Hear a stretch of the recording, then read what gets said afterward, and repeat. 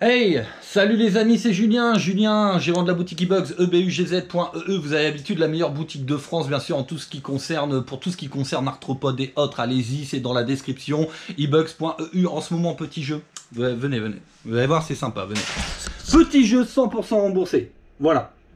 C'est direct, c'est cash. Vous faites une commande entre aujourd'hui et le 25 décembre.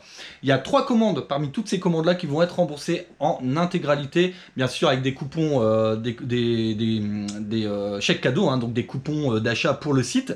Donc n'hésitez pas à jouer, c'est totalement gratuit. Si vous avez l'intention de faire une commande entre aujourd'hui et le 25 décembre, bah allez-y, vous jouez, vous ne perdez rien, c'est gratuit et vous allez peut-être pouvoir gagner le remboursement de votre commande. Allez, on est parti. Aujourd'hui, je vais vous parler d'une grosse bébête.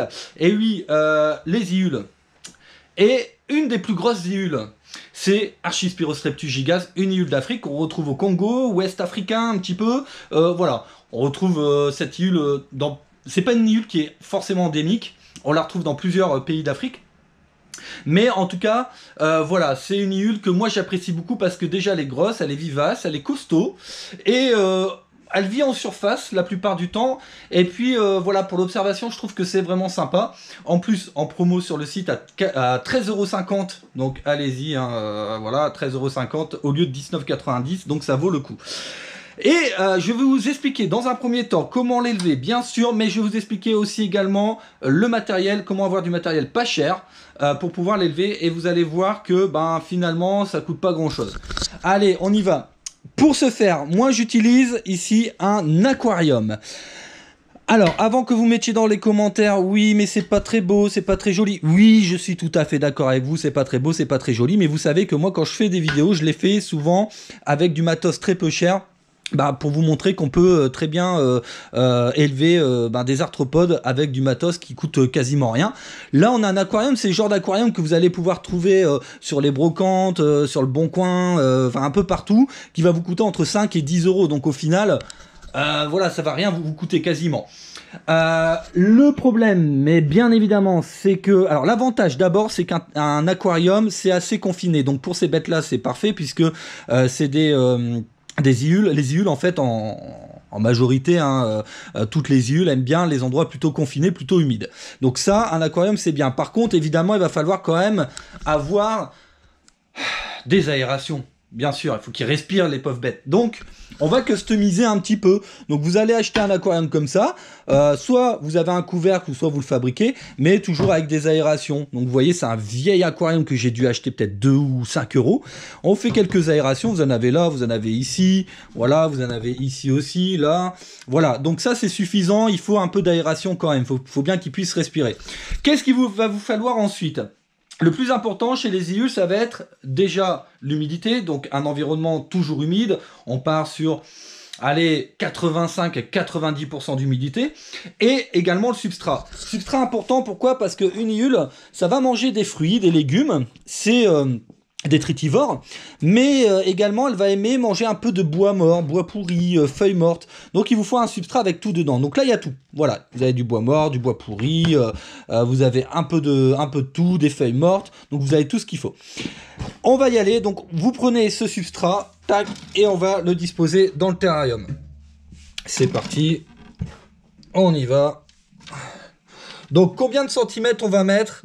Bah écoutez, ça dépend. Si vous souhaitez faire vraiment un élevage et du coup avoir des naissances, tout ça, alors ce qui est très difficile sur cette espèce, je vais pas vous mentir, moi j'en ai eu, mais c'est assez compliqué. Dans ce cas-là, vous allez mettre voilà une bonne épaisseur de substrat, c'est-à-dire allez, minimum entre 5 et 10 cm minimum, si vous comptez faire vraiment de l'élevage et essayer d'avoir des jeunes.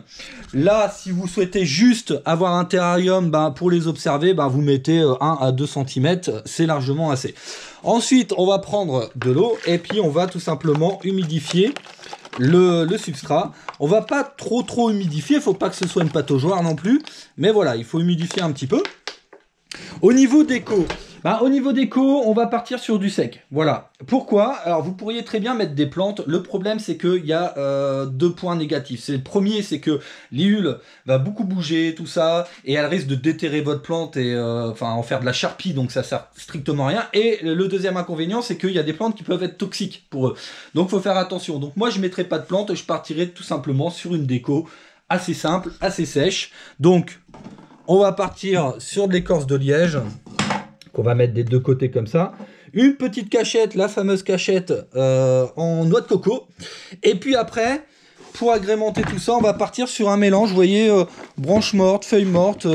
Voilà, moi j'adore ça. Vous voyez souvent dans mes vidéos où je vous dis, voilà, vous mettez un décor comme ça, c'est sympa. Ben écoutez, oui, parce que ça marche bien, que moi j'aime bien, vous voyez. Tout de suite, on a un petit décor forestier comme ça qui est plutôt sympa. Pour la nourriture, qu'est-ce qu'on va choisir? La nourriture, c'est simple, c'est détritivore, légumivore, frigivore, tout ce que vous voulez. Donc, légumes, fruits et un petit peu de calcium. Alors, légumes, moi, j'utilise beaucoup de courgettes, ça marche très bien, ils adorent ça. Mais vous pouvez, de temps en temps, utiliser un peu de carottes, des champignons de Paris, ils adorent ça également. Et puis... pour les fruits, de la pomme, par exemple, un petit peu de pomme, un petit peu de banane. Mais vous pouvez essayer plein de choses. Voilà, si vous voyez qu'ils ne la mangent pas et qu'ils n'en veulent pas, c'est tout simplement qu'ils n'aiment pas, et dans ce cas-là, vous arrêtez cette nourriture. Là, on va partir sur de la courgette. Alors, moi, personnellement, je la mets directement dans le bac. Après, vous pouvez mettre une petite gamelle, voilà, il n'y a pas de souci. Moi, je vais le mettre tout de suite dans le bac directement. Donc, vous disposez comme ça. Hop, voilà. Alors, qu'est-ce que c'est une huile? En grosse partie, c'est de l'exosquelette. Voilà. Donc, forcément, il va falloir que qu'ils aient un petit peu de calcium pour pouvoir soit guérir, soit faire évoluer leur exosquelette quand ils sont pas adultes, hein, pour les mus, tout ça. Là, ils sont adultes, mais on va quand même leur mettre un petit peu de calcium. Le calcium que je vais utiliser, il est en vente sur la boutique. C'est un calcium spécialement, justement, pour les arthropodes. Donc, on va en mettre un tout petit peu sur les légumes. Voilà, on va pas chercher à en mettre trop, juste un tout petit peu. Voilà. Parce que voilà, ils n'ont pas besoin forcément d'énormément de calcium. Vous en mettez comme ça une fois tous les mois, c'est largement suffisant. Allez, on va prendre les petites bêtes, je vais vous les montrer. Donc là, dans un terrain comme ça, on va pouvoir en mettre à peu près 4. C'est une espèce, l'Archispirostreptus, qui adore, enfin Gigas, qui adore vivre en groupe, comme un peu toutes les iules. Elles adorent ça, voilà, elles adorent. Quand elles sont tout seules, moi j'ai remarqué que leur comportement est largement différent, puisqu'ils vont se mettre dans un coin en boule et généralement ils vont plus bouger. Donc ils aiment bien vivre en groupe. Donc dans un terrain comme ça, moi je vais en mettre 4. C'est bien, faut pas en mettre plus. Mais 4, je trouve que c'est sympa. Au moins, il y a un peu de vie, donc c'est cool. Hop, on va les prendre. Donc, vous voyez, grosse iule. Alors, pour ceux qui ne savent pas comment les sexer, j'ai fait une vidéo. Cherchez un petit peu sur la chaîne. Vous allez trouver une petite vidéo. Mais là, juste d'apparence, ça, c'est une femelle. Ça, c'est deux mâles. Je le vois juste comme ça par l'apparence, on le voit directement. Hein. Vous voyez que la femelle est beaucoup plus élargie ici que les mâles. Alors ici, peut-être peut-être un mâle aussi. Voilà, et vous voyez directement, ils commencent à se balader tranquillement. Voilà, ils vont faire leur petite vie, ils vont aller se cacher. Vous voyez, elle s'est même mis un petit peu de calcium sur le dos. Bon, c'est pas très grave. Alors, faites attention parce que les Archispirostreptus gigas, c'est les reines de l'évasion. Voilà, faites vraiment attention. Vous voyez, ils ont un grand corps, comme vous pouvez le voir, et le problème c'est que le corps, ils vont pouvoir l'étirer pour essayer de sortir. En sachant qu'en plus, ici c'est un couvercle amovible, elles peuvent pousser le couvercle et s'en aller. Et là, pour les retrouver, c'est un peu galère.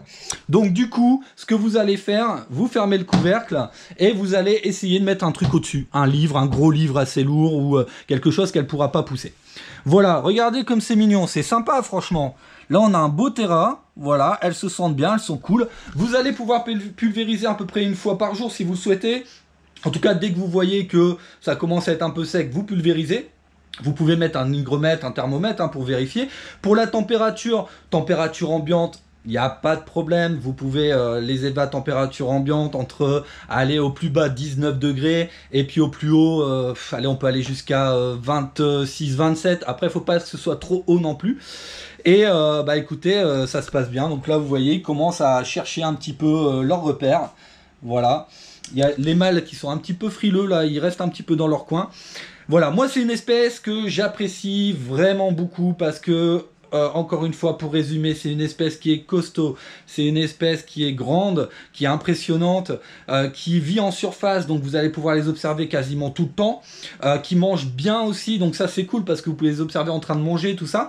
Et puis là, vous voyez dans le terrasse, ce que vous pouvez rajouter, c'est des isopodes. Eh oui, parce que les isopodes sont détritivores, et ce qui est bien avec les isopodes, c'est qu'ils vont manger les crottes. Et ça c'est cool. Alors vous savez pas ce que c'est, je vais vous le montrer, c'était pas prévu, mais je peux vous montrer ça avec par exemple les Kluggy ou Monténégro, donc Armadillénium Monténégro. Je vais vous montrer ça si je les vois. Alors ils sont encore un peu petits, hein. Voilà ici, donc je vais les mettre à la lumière, regardez. Vous voyez ce genre d'isopode, vous allez pouvoir le mettre avec, il n'y a aucun problème. Donc ils vont se nourrir un peu des crottes, ils vont se nourrir également un petit peu de la nourriture, hein, donc des courgettes, tout ça. Et puis vous faire des petits bébés dans le terrasse, ça va être chouette. Donc ça, vous pouvez les mélanger sans aucun problème. Voilà ce qu'il fallait dire en tout cas pour l'Archispirostreptus gigas. J'espère que cette vidéo vous a plu. N'oubliez pas le petit jeu 100% remboursé sur la page Facebook qui est en description. Si vous faites une commande entre le 26 et le 26 novembre là et le 25 décembre, vous pouvez, votre commande sera peut-être remboursée. Voilà, il y a 3 commandes qui vont être remboursées, donc n'hésitez pas. Je vais vous souhaiter là-dessus une excellente journée, une excellente soirée. C'était Julien de eBugs. Ciao et gros bisous.